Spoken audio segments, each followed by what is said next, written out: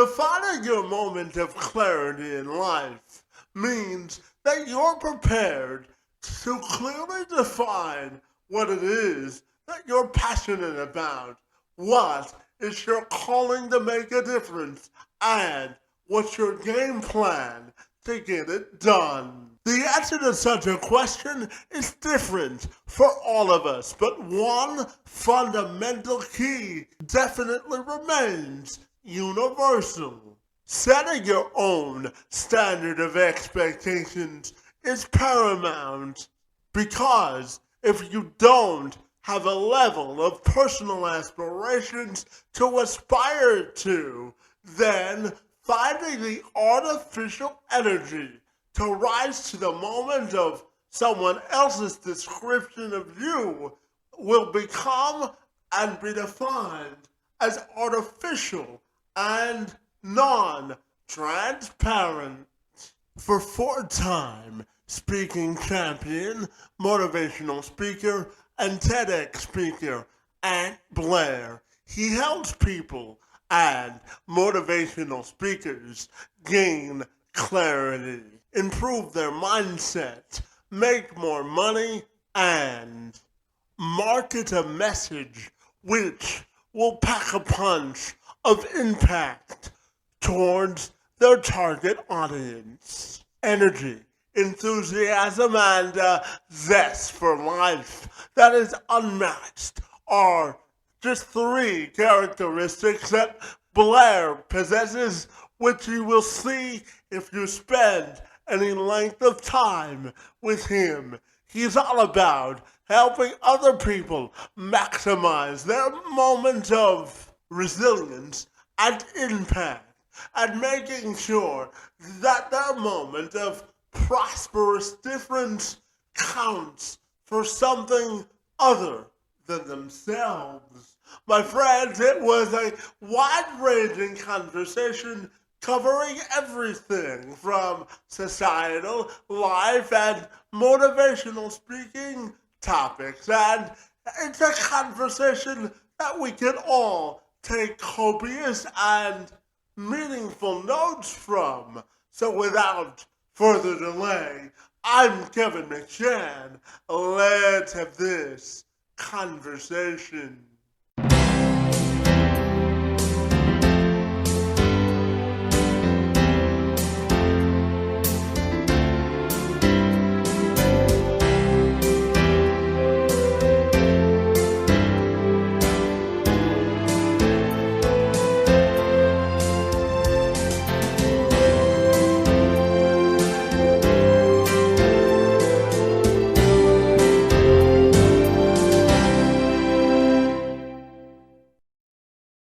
Absolutely. So, Ed, if you're ready, I'll take a moment to welcome you to the program, my friend. And I'm super excited to learn how you help to inspire people to reach their fullest potential. Great to see you this afternoon, and thank you, my friend, for a few minutes. Yeah, definitely, man. Thank you for the invitation. I've been looking forward to this for a little while, Kevin. So again, thank you for the opportunity to hop on your show and chop it up with you a little bit. Absolutely. So, and as you know, as a professional speaker, my friend, and I know you help people gain clarity in this regard. A lot of people have good messages, but as we were just discussing before we started recording, my friend, a lot of people don't know how to refine their messages, and I know that's a big part of what you help people do as well. Yeah, it is. It's true. And it's so funny, Kevin. We were talking about this before we hopped on. What I found is there are brilliant people who have a lot of ideas, a lot of good ideas. And it's a blessing and a curse because there's so many ideas, so many opportunities. It tends to put people in a position to where they'll try something for a little bit, then they'll try the next idea, they'll try the next idea, they'll try the next idea. And it's really a matter of just deciding, hey, what's the one thing? What's the one thing that you're going to be known for, known as an expert, have a subject matter depth in, and going down that path, not necessarily forgetting about all of the good ideas that you have and that you created, but just taking the time to really dig into one idea, one lane to establish themselves. And then once they're established, to then start branching out as it makes sense onto some of those ideas. So I help people get clarity and actually get the clarity to decide on the one thing. Absolutely. So tell me, when you work with speakers, how do you help define clarity? What does speaking clarity mean to you? Kevin, I start out with people and I ask them, so what are your core beliefs? What are your core values? What are your foundational principles? What makes you tick? And it usually, not very many people get asked that question often. And I noticed that when I ask that question straight away, it takes people, they're taken aback a little bit because they don't get asked that question. And so then when I ask them the question, and then they really start digging into it and really start to, kind of tease that out. And then I asked them, I said, well, which one of the ideas that you have most resonates with your core values, your pillars, the things that make you tick, the things that make you get up out of bed? And usually that narrows down, let's say that they have 10 good ideas, that narrows it at least down about 3. And then from there, it's, well, okay, out of the three, what are people looking for in the marketplace? Because we could come up with ideas for days, but if there's no market for the thing, then there's no reason in putting the thing out there because nobody's going to buy it. So then it's a little bit of research into, okay, out of the 3, which one out of the 3 has the highest potential to travel? The one idea that has the legs to travel, which one of those can we work with and start digging into and start to expand on?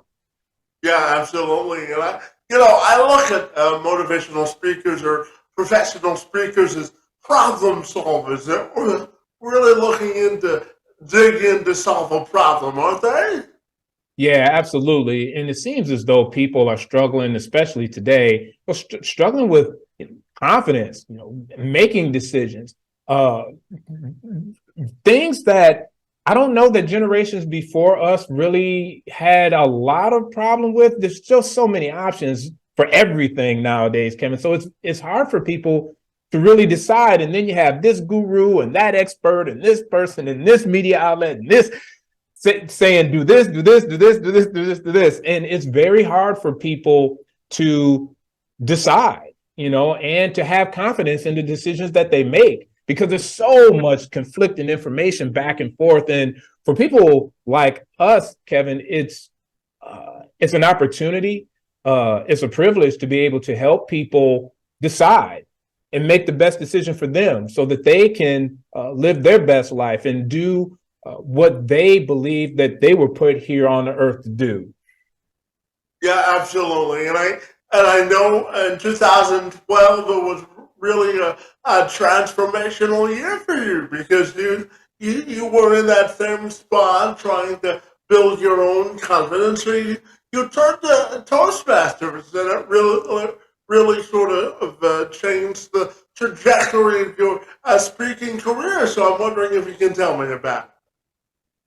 Yeah, a little bit. And Kevin, it wasn't so much about confidence as it was about I wanted to become better, but by default, I became more confident by becoming better.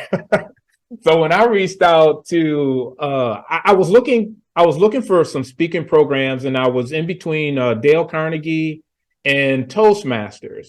And at the time, I looked at Dale Carnegie, and I said, "Man, that's like $1,800 to hop into a Dale Carnegie course, and that's only a day." I want to say you could do their training program for a day, or you could do it for 3 or 4 sessions. And I said, "Man, that's a lot of money." So then I looked at the time, I was like, "Man, that's a lot of money to throw at this." And so then I looked at Toastmasters and I said, "Wow, I could keep going to Toastmasters until I decide to stop, and it's a fraction of the cost." So I wound up going to a local Toastmasters club, here in my city. And through that, I learned some of the fundamentals. And because I learned some of the fundamentals, my presentation got better. As my presentation delivery style approach got better, I naturally became more confident because I had command of the fundamentals.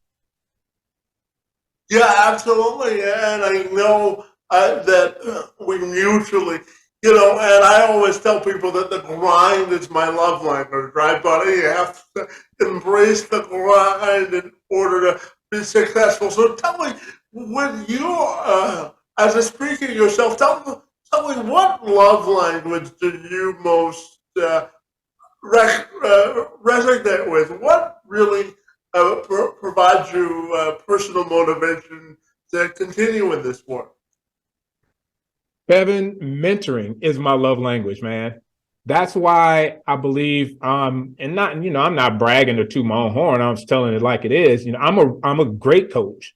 My clients tell me that I'm a great coach, and I believe that comes from having the spirit of mentoring. When I was in Toastmasters, I didn't even know that I had the capacity or the ability or the heart to be a good mentor towards people. When I was competing in Toastmasters and winning trophies and whatnot, that was all great. But what wound up happening, Kevin, was when I started mentoring other people who were members in my club, members in clubs that outside clubs, I found that I enjoyed participating in their success more than I did creating my own success in speaking. So my love language, mentoring.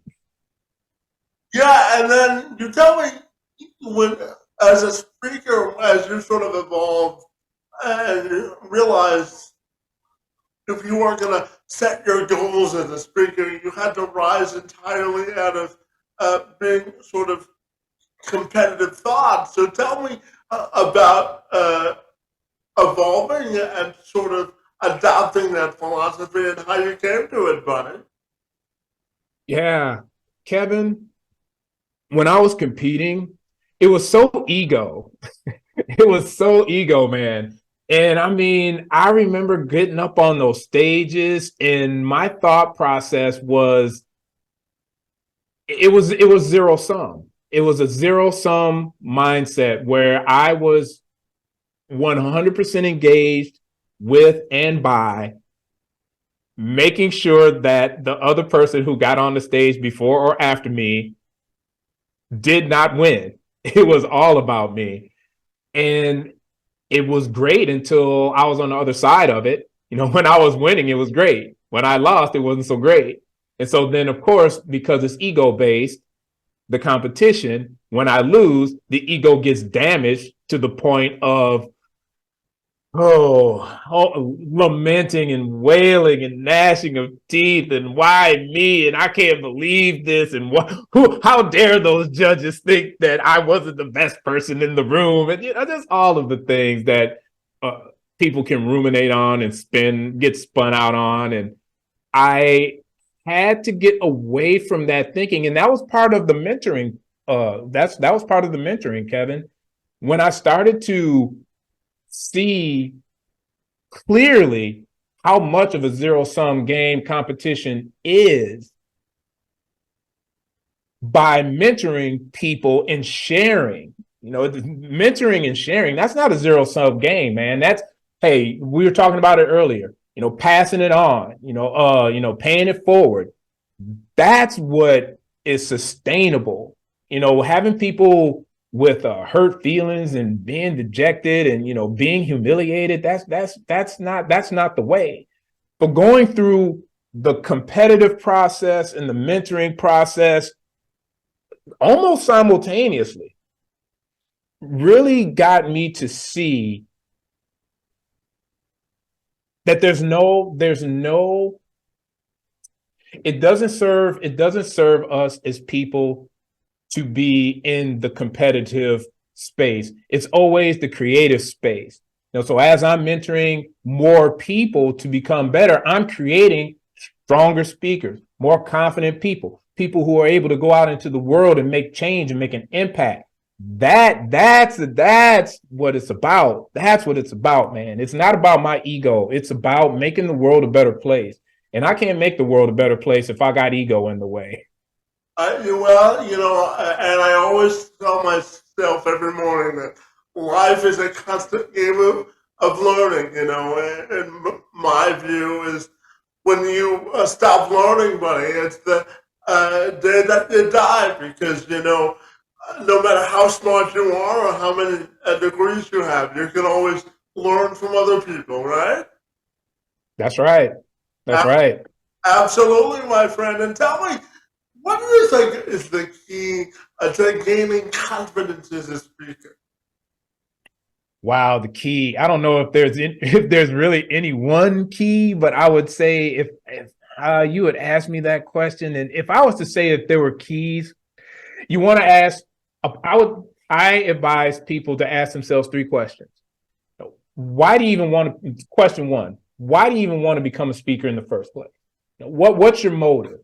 Is it and be honest. If a person's motive to become a speaker is to hop on stages and do 200 stages a year and make $2-3 million out of speaker, own it.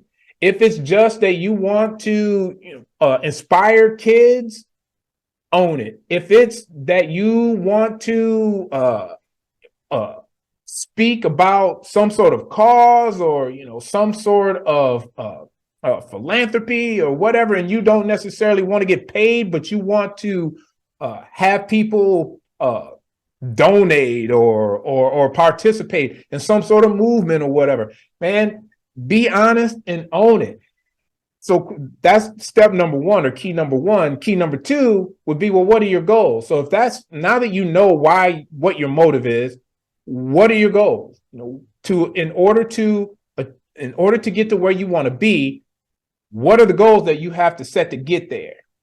And then envision yourself in your mind's eye accomplishing those goals, whatever they are. We talk about athletes, professional athletes, amateur athletes even, who visualize what it looks like to have accomplished the goals, standing on top of Kilimanjaro or holding the Super Bowl trophy or whatever it is. They're visualizing that success. They're visualizing the accomplishment of those goals. Now, say if you can't see it, how do you expect to get there? So set your goals, and then can you envision yourself accomplishing those goals?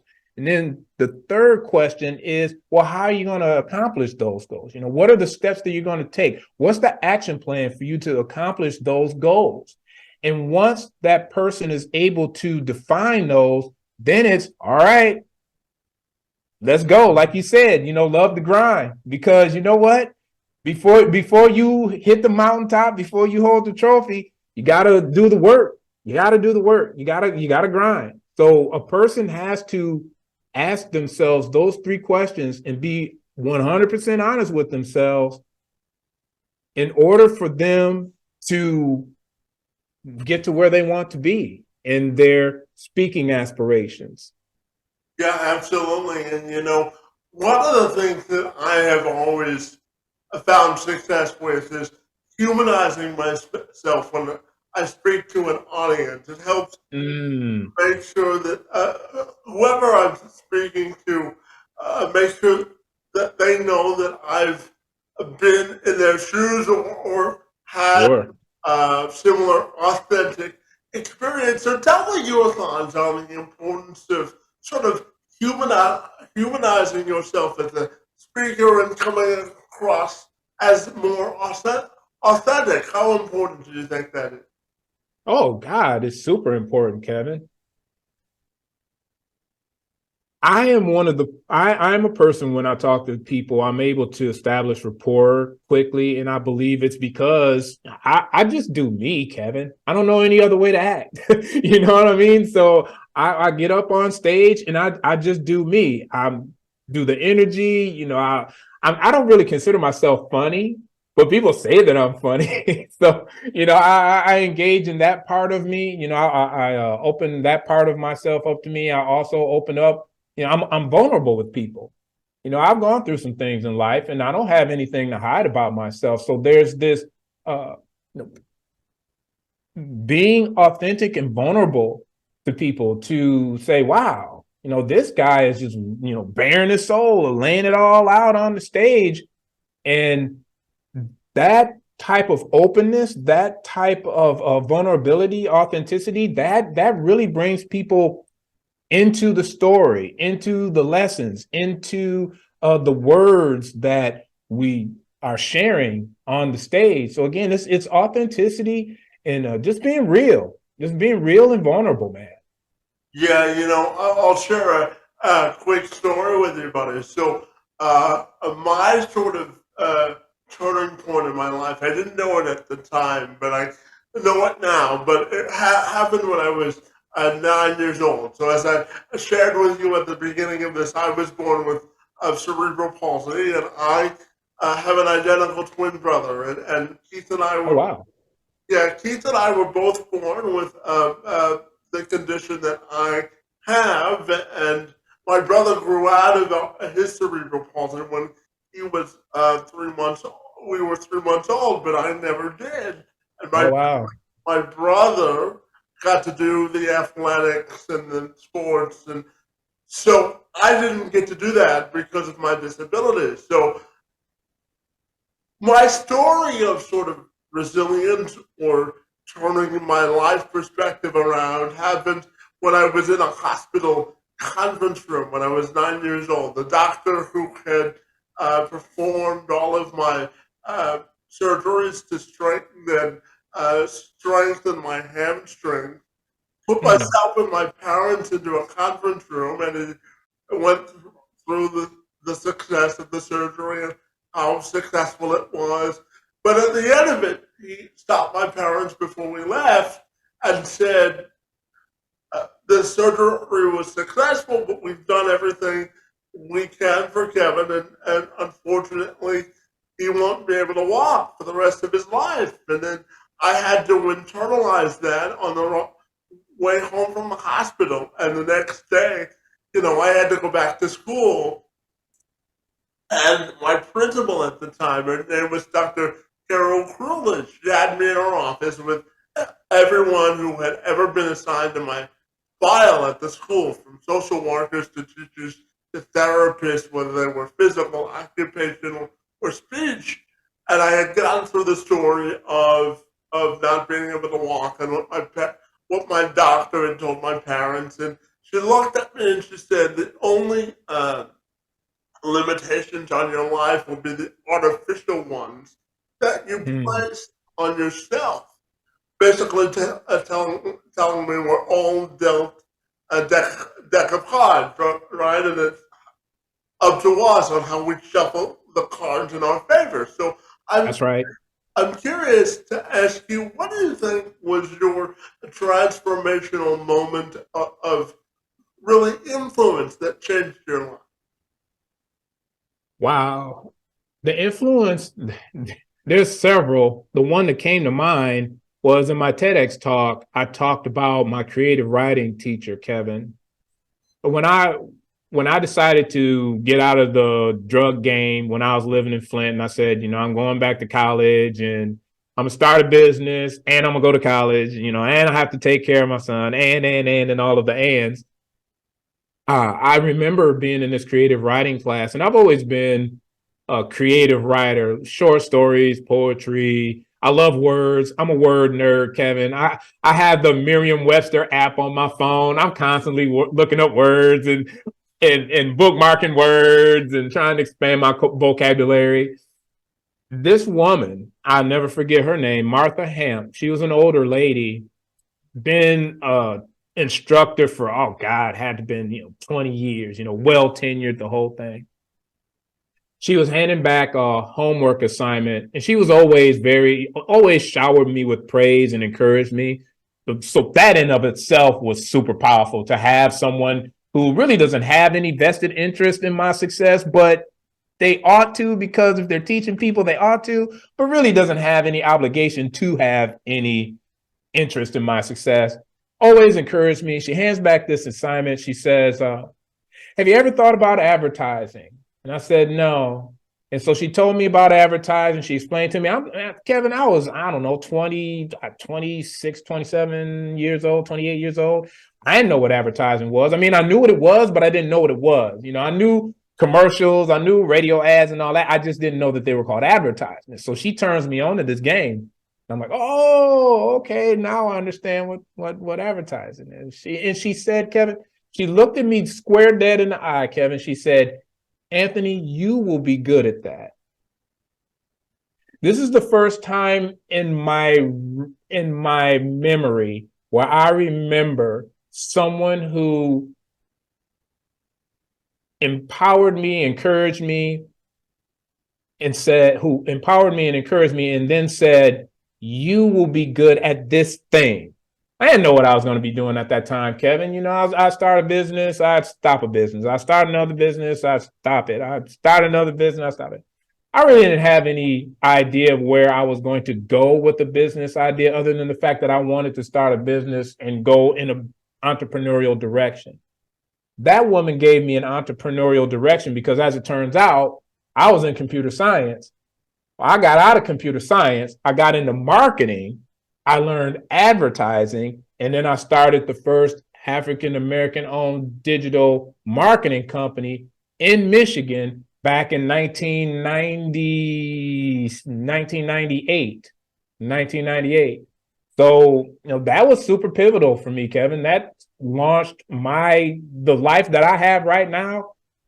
More than likely, I would not have went down the path to get me here if it wasn't for that woman inspiring me and saying, Anthony, you be good at advertising. Well, it's always important to have role models to aspire to, isn't it? Yeah, it is. And I don't know that I would necessarily say she was a role model. She was more like a muse or like a guide. I would more see her in that way. She was this little guy who was like, hey, try this way. You might want to bend the right over here. You might want to keep on walking until you see that willow tree in front of the gas station, and then take a left. She was a guide. She was a guide for me, Kevin, for sure. Like I said, not really a role model, but a guide, a muse, a mentor. Yeah, those are essentially important. Anthony, I also wanted to talk to you about expectations because, my view on expectations is this. It's good to have someone to aspire to or guide us, as you just finished telling me about. But I always tell people the only level of expectations you have to meet are your own. Because if you can't set a baseline of expectations for yourself to hold yourself accountable, it's hard to aspire or reach anybody else's expectations of yourself. So tell me about setting self expectations and how important you believe that is. Oh, super important. And you nailed it, Kevin.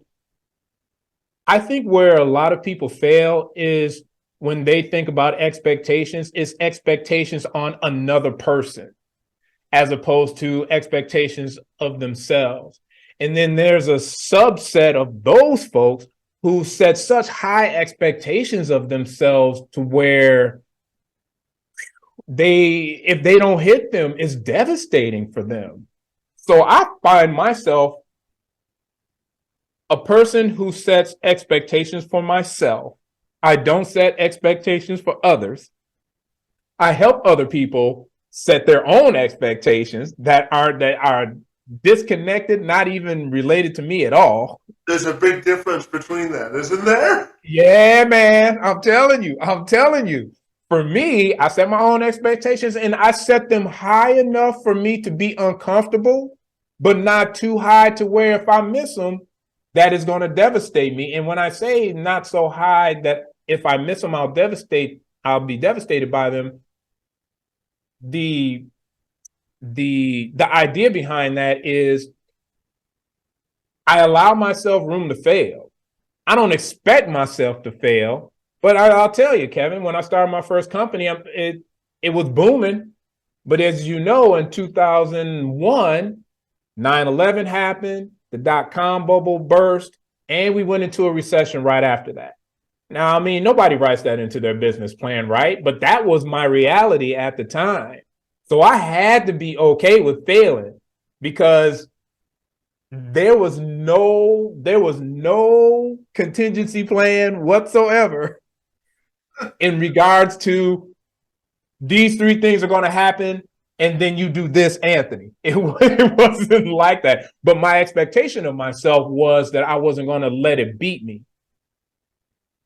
Yeah, So I wasn't going to let it beat me. So my expectations are always, I don't know what's going to happen tomorrow, but I'm confident enough in myself to know that whatever happens, I'll figure it out. And I expect that every day I'm going to do my best and that I'm going to help a person. And if I can't help a person, then I'm not going to do anything to harm that person. And I keep those expectations in front of me as the basics.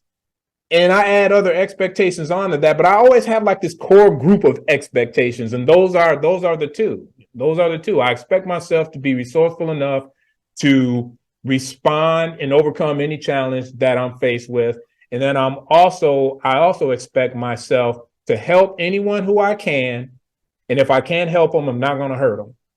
Yeah, absolutely. You know, Anthony, as I told you, I started this podcast about 2.5 years ago, buddy. And one of the reasons I wanted to start it was, you know, and this is, so I had originally went to school to become a sports reporter, but I also reported on other stuff. But I looked at the world and I said to myself, there are so many sort of devices that are working to sort of pull us apart. So I wanted to create this create this podcast to have more conversations of how do we move the needle of progress forward. So when we look at society today, I'm curious, how do you define inclusion for all people?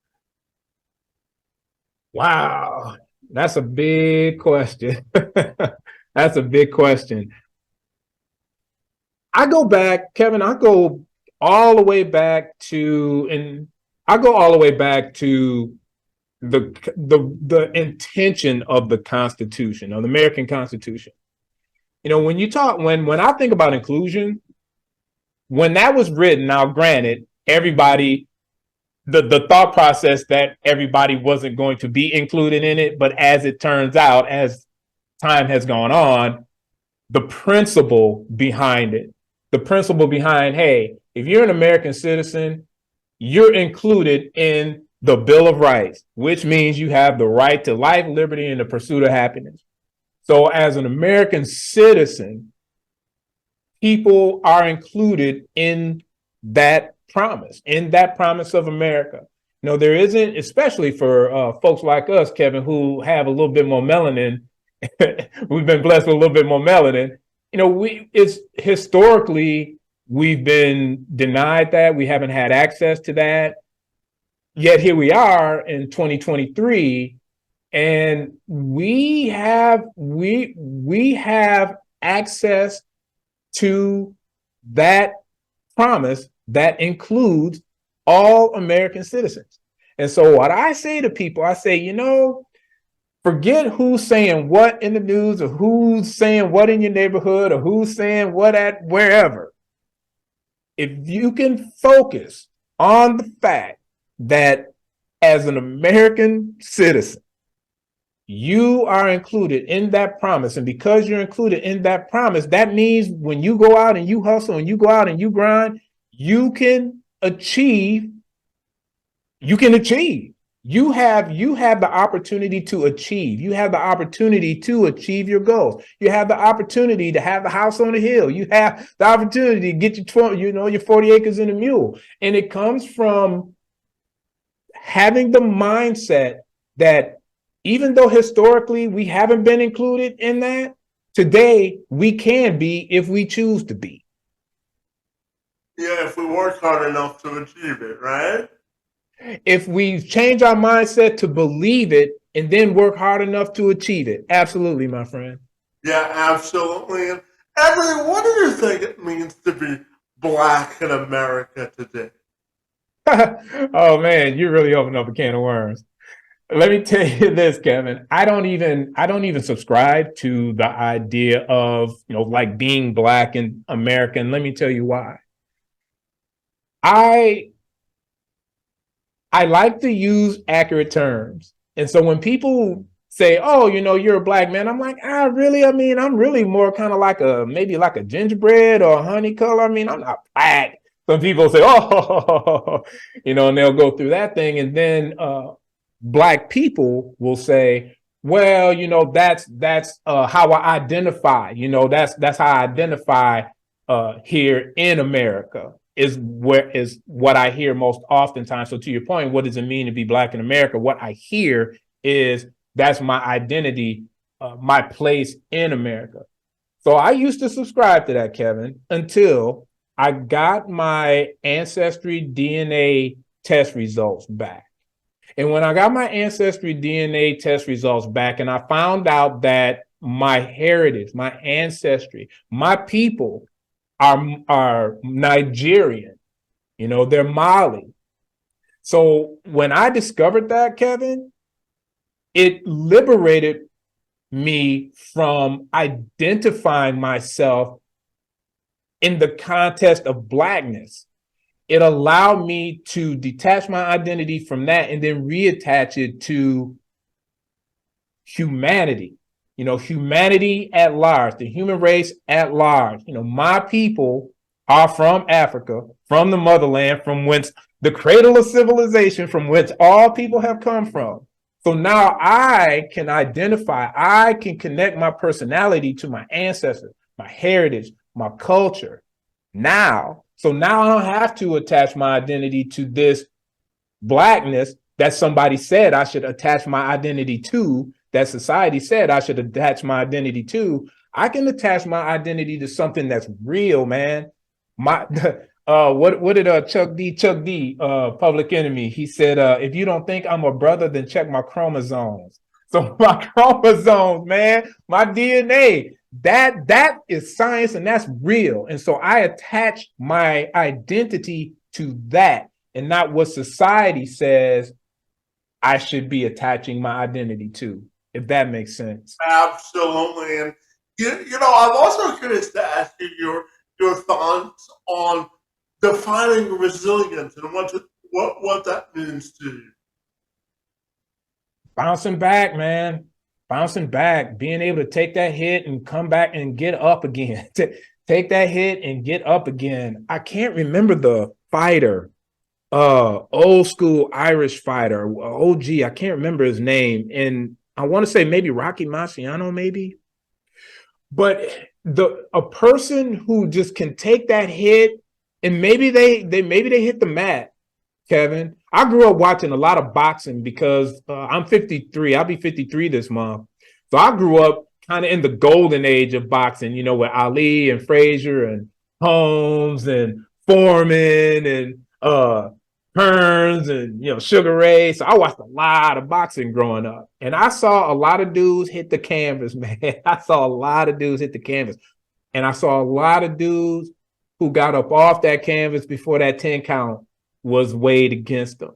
And they would come back and they would fight and they might lose. I've seen people who hit that mat, beat the 10 count, came back and won the match. So when I look at resilience, I look at it in that way, as being able to take those hits that life will inevitably connect to us. That uppercut, that haymaker, that body blow. Life isn't fair. Life isn't fair. Life is rough. Life is tough, and it's that's just how it is. So is it you're going to take that hit and take the 10 count, or you're going to take that hit, you're going to beat the 10 count, and you're going to get up and you're going to keep on swinging. So it's whatever life throws at us, we're able to come back. Man, when I took that hit in 01, man, I mean, it was like 7, 8. By the time they got to 9, I was like, man, I got to shake this shit off and I got to get up. So when it hit 9, I got up, I shook it off, and I lived to fight another day. And here I am talking to you on the Zoom video. So when I talk about resilience, I talk about being able to take the hit, get back up, and keep on swinging and keep on moving forward. Yeah, and as a speaker, I know that's part of your main message, my friend. So let's dive into your accomplishments as a speaker. What are you most proud of, and how do you use your accomplishments to really pay it forward and make the biggest difference? When you put it in that light, Kevin, if you hadn't put it in that light, I would have said my TEDx. And that's definitely a part of it. The biggest impact that I know I've made with my speaking is twofold. One, I don't know if you remember, well, you probably do. I'm from Flint, Michigan. So you see my hat says Flint Town. Absolutely. I'm from Flint. Yeah, so I represent. My dad's from Detroit, so I'm in Michigan a lot. Yeah. Oh, right on, man. Shout out Detroit. Detroit. Yeah, that's cool, man. So Flint. Absolutely. Yeah. So Flint, they had the water crisis back years ago. And they're still trying to figure all that out. That was huge. That was just a huge thing. When I saw my city on the cover of Time magazine for all the wrong reasons, I was like, God, man, damn. It just broke my heart. There was a young woman named Brittany King here in Columbus, Indiana. Shout out to Brittany King. She started a Black Lives Matter chapter here in Columbus. I can't even remember when that would have been. That would have been, I want to say, maybe like 15 or 16, I want to say. And she did a rally for Flint in the water crisis and tried to raise some funds and whatnot. She asked me to speak at that rally. So we're on the steps of City Hall, and I'm telling my story about living in Flint and what the situation is, and giving people a call to action to do something about the situation. The second part of that is I'm not a big Christmas fan, but I was able to put together a fundraiser where I spoke and had a panel discussion, and we raised money, and we were able to buy Christmas gifts for 800 kids in our underserved area here in the city. In the context of how you asked me the question, the biggest impacts that I've made with my speaking has been being a voice for the people who don't have a voice, to be able to bring attention and awareness to people, places, and things that people may not know about. Or if they do know about them, to inspire them to take action against wrongs that have been perpetrated against people who have less power. So a friend of mine will say to me, he'll say, man, one of the reasons why I like you is you speak truth to power.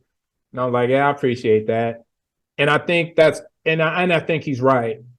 I have a voice that I can use, that I can share with people who may not have a voice, may not have the loudest voice, to be able to make life, even if it's just a little bit better, for people who don't have it so good in the world. So for me, my biggest impact has been being a voice for the voiceless, or the people with a small voice.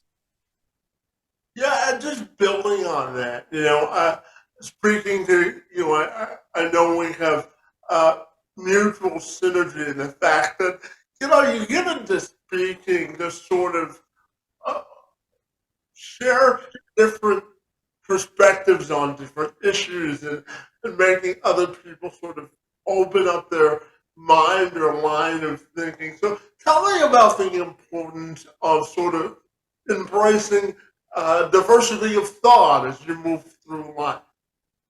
Oh, sure. I like to keep people around me who don't think like how I think. I do, man. And it's because it challenges Doesn't me. it? Yeah, it challenges me, Kevin. I mean, I don't have all the answers. I mean, well, so on the one hand, I have all the answers, but they don't necessarily mean that doesn't necessarily mean that they're the right answers.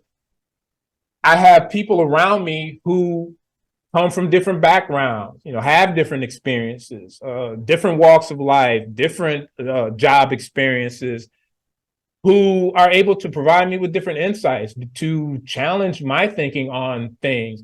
And that's in my according to me, that's one of the problems with social media is that the algorithm puts people into these echo chambers. Everybody is thinking the same way that I'm thinking, and so if everybody else is thinking the same way that I'm thinking, it must be right. And it's like, well, maybe not.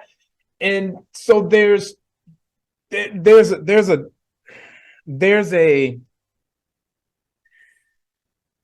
there's a problematic situation that there's the problems come from people not including other folks who think differently from them. So to answer your question, diverse thought is huge, Kevin. We can't just live our lives in an echo chamber and just thinking that our way is the only way. And we have to have our thoughts challenged. We have to think critically. And that doesn't happen unless we're around people who have different ways of thinking about things. Yeah, absolutely. Anthony, I'm also curious to ask you about any advice that you may have for aspiring speakers who have sort of gotten into this arena for the first time. What do you think you would tell them to maximize their success throughout the course of their career? Again, it has to start with what are you in it for? You have to know why you're in it. What's your motivation for being a speaker? And if it's money, then you have to do the things that you have to do to create paid speaker bookings. And those are really just sales activities. It's no secret. There's no magic key. There's no silver bullet. It's just like anything else. You got to sell. You got to prospect. You got to sell. You got to network. You got to do the things. If it's, hey, you want to use your voice for the voiceless, for the people who have a small voice, what are the things that pain you in the world? What are the things that you look around and you see and it breaks your heart? And whatever that thing is, or whatever those things are, that's a good North Star to use your voice to champion that cause. So again, it's just clarity at the end of the day. What are you in it for? What do you want to do? What do you want to accomplish? What do you want to see changed in the world? It starts there, and before it starts there, and before it even starts there, a person really has to understand who they are and what makes them tick. What are their core values? What do they hold dear? What are the things that make them tick? What are the things that get them out of bed? Until they know what that is beyond a shadow of a doubt, they're just going to, one step forward, two steps back, and they're not going to have a lot of success. They might have a little success here and there, but they're not going to be able to stack a success on top of a success on top of a success on top of a success. They'll have, win here, win there, win here, and a win there, but they'll never be able to put it all together. And, time is not on anyone's side. So the sooner they can get that figured out, the better, because time keeps on ticking. Doesn't stop for no man or woman, just like how we said earlier. Yeah, absolutely. And Anthony, my final question for you today has to do with the greatest part for you when it comes to living and maximizing life, and how do you want your legacy to be defined? Yeah, that's a big question, man. That's a big Well, question. let's get to the end, right? Yeah, the biggest question for the end. You built up to those big questions, Kevin. I see how you get down, man. I see how you do. You Like, know, it's like building a hamburger, right? You gotta start with a bun, and then you put all the toppings, and the meat comes at the end, right? that's right. Building a burger. That's right, man. You asked that question. I discovered that people, some of my friends, they say, what's your word for 2023? And no one ever asked me this before. I was like, I've never been asked the question before. So people were throwing out their word for 2023, and I dug around, and the word legacy was the word that resonated the most with me. And I said, well, what is that? What does that look like? And for me, the legacy for me is the legacy that I want to leave for my family, my son, my wife, my grandkids, my descendants, anyone who comes after Ant Blair, is a legacy of freedom. Kevin, the reason, my motive for starting my own business was freedom, man. It was freedom because I knew I wanted time freedom, I wanted financial freedom, and I knew that in America, in the capitalist Western part of the world, the pathway to freedom is to be a business owner and make profit and make profit, man. Be an entrepreneur, organize a business, and make money. And the more money that a person can make, the freer that they can become. Now, there's some moral issues that come into play with more monies, and that's a whole nother discussion. To clearly put a period on the answer to that question, I want my legacy to be a legacy of freedom, that it doesn't matter whether it's financial bondage, it's time bondage, is mental shackles, it doesn't matter what it is. You, not necessarily you, but you, it could be you, Kevin, but anyone can be free. Anyone can be free.